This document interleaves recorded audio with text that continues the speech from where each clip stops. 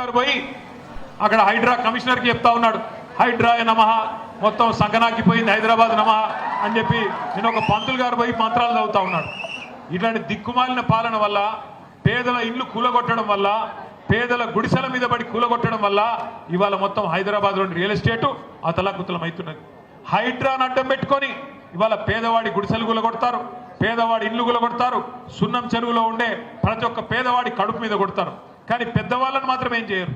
మీ శేర్లింగంపల్లి నియోజకవర్గంలోనే దుర్గం చెరువు ఉన్నది.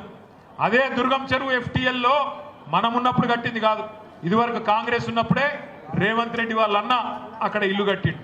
మరి దమ్ముందా హైడ్రాకి? రేవంత్ రెడ్డి అన్న ఇంటికి పోయి కూలగొట్టే దమ్ముందా? హైడ్రా వల్ల, ముఖ్యమంత్రి అనాలోచిత విధానాల వల్ల హైడ్రానేమో కాంగ్రెస్ వాళ్ళకు బ్లాక్ మెయిల్ దందాకు పనికొస్తున్నది తప్ప ఎవరికేం పనికొస్తలేదు. ఇవాళ హైదరాబాద్ మహానగరంలో హైడ్రా పేరుతో అరాచకం.